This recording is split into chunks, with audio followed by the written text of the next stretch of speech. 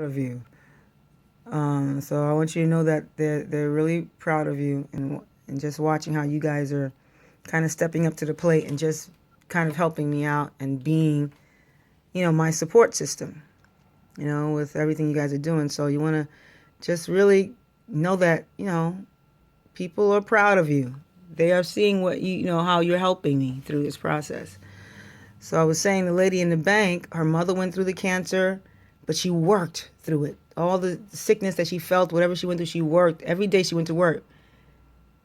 And then, it did come back and she worked through it again. 10 years later, she's here and she's alive, she's healthy. And her husband, who had cancer shortly after her, he died because he never did what she did. He didn't do what I did. He stayed quiet. He didn't tell anybody. He just kind of worked through it. So, so that was another sign. This particular sign was about the chemotherapy aspect of it, talking to her. It was about the chemotherapy, which I hadn't even considered at the time, which was about a month, if not more ago.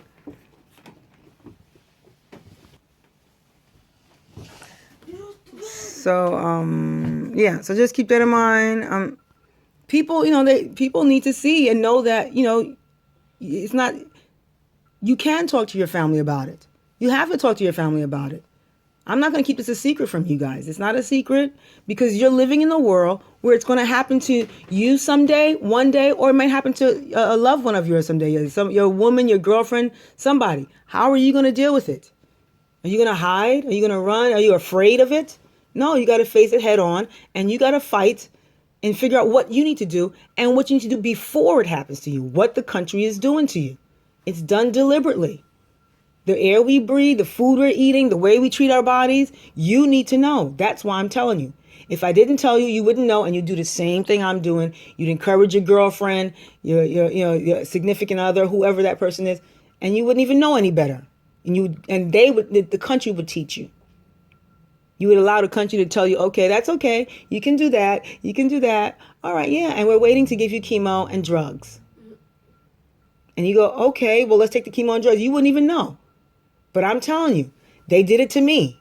So right now, I've gone along with the process, but I've also educated myself and learned what I can do to help make this transition, this experience, not the typical one where we just leave it in a doctor's hand, but also what I can do. So you need to think, so another friend of mine told me that her mom never, adults don't even talk to their kids about it. They don't tell them everything, especially young kids, or whoever. So you guys, I'm educating you guys. This is like school, but we're going through it. Like literally, we are just like, we're in school in the real situation. Like, how in school they give you, situations that are, not real. This is like real. So this is, right. Like, word problems and just, all right, what if this happened? No, we're not what if, we're in it. So you're getting live experiences,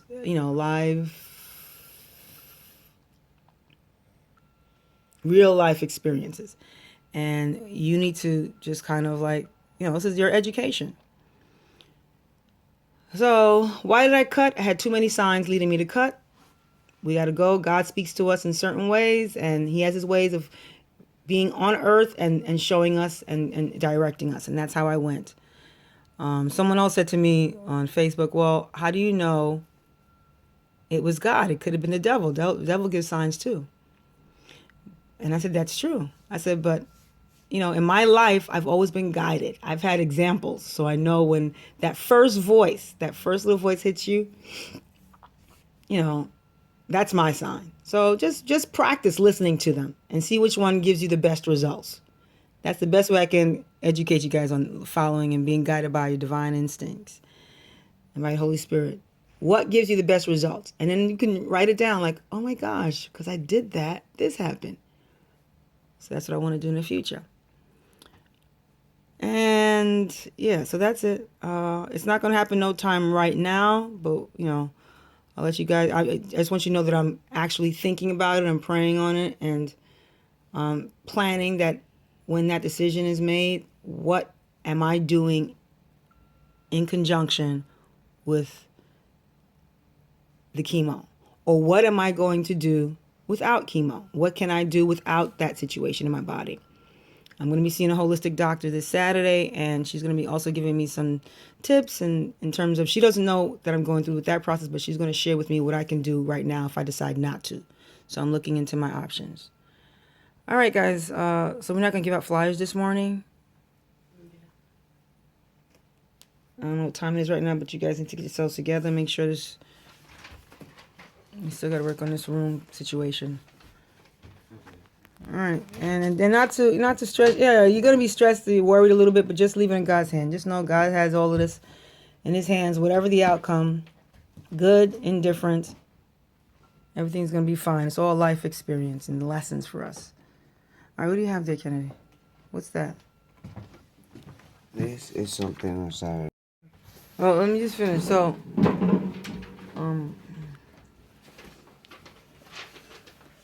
all right. So I decided that I'm in 2 weeks. I'll be possibly starting the chemo situation, and so I like I said, I the conversation I had yesterday was about with the doctor was a consultation about chemotherapy. So she was just breaking everything down for me with this kind of matter of fact, like it was just like, this is the rule, this is the way it goes. I mean, she was trying to do her best in terms of explaining everything to me, but I knew already what there was to be explained, and I knew what it does and so forth. So she broke down the good parts of it, not the good parts, like the lesser of the side effects and the more serious of the side effects, which I already kind of knew. But I was just listening to her, and she went on and on and on, and she talked about hair loss and this, and she goes, "Are you listening?" I said, "Yeah, I hear you. I can hear you." And but I was so like in my spirit, I was so like annoyed at the whole process. Like, really, like knowing that there are natural ways of having, of dealing with chemo in my head, But I already went through the process of cutting, and like I said, there were so many signs that led me to cutting, and which I talked to you guys about already with the whole,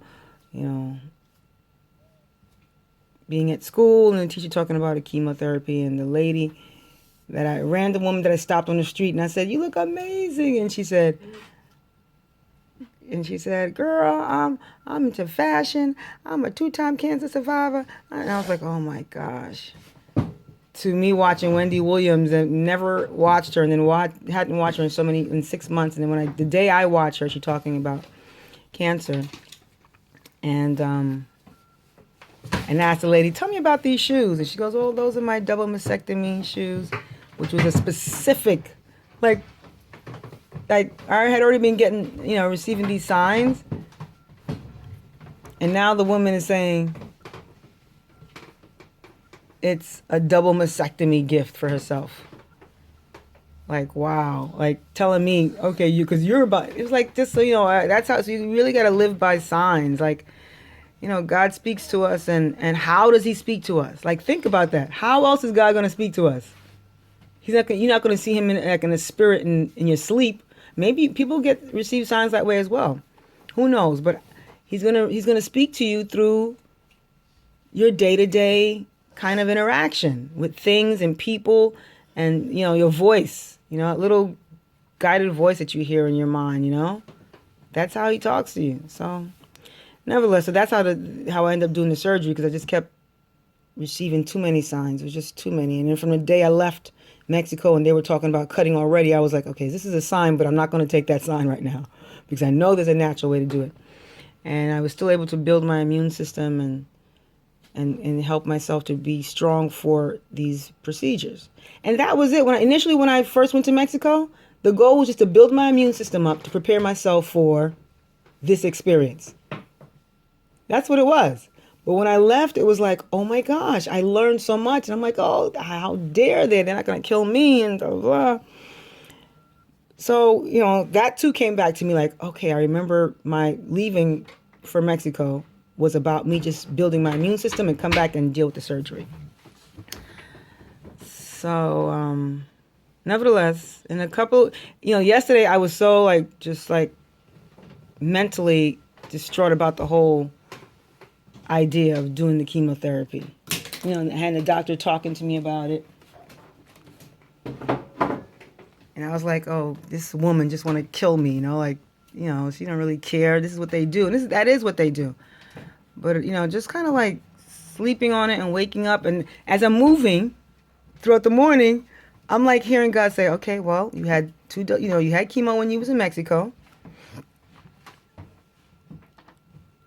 You had chemo in Mexico. Read. So start looking into, okay, if we put this in our body for about 4 months, we know what's going to happen. But now, how do we and something said, how do we quickly detox it out of our system? How do we get it out of our system as quickly as it go in?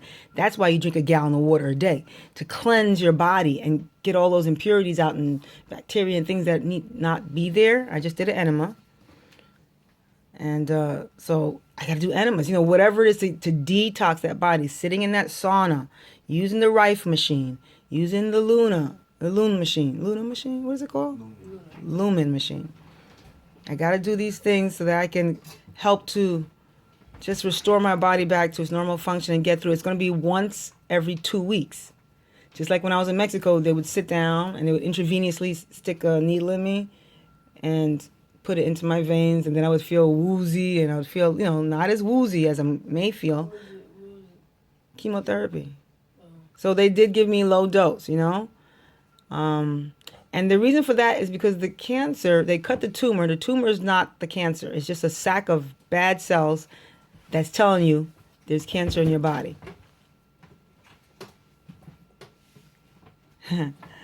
So once they cut that sack, doesn't mean the situation is over. Not by far. But just keep in mind, that cancer is preventable from the lifestyle that you live.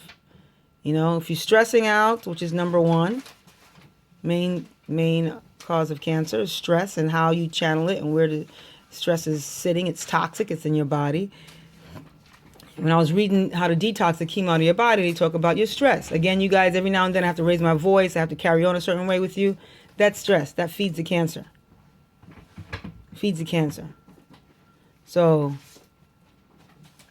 I don't know how we're going to manage that. But if you guys want, a nice, smooth transition through the next 4 months, you guys are going to have to be on your best behavior and try to work as hard as you can to avoid conflict. Because it's not going to help the situation. So you're going to have to really think long and hard, do you want your mother around? You're not to blame, but I need to channel this stress in a different way. I can't, and then me too. I have to sit back and kind of let things, not pick on everything, but how I like things. You try your best. Also, with the cooking, you guys are going to have to start doing the cooking. They're talking about if you feel like you want to rest.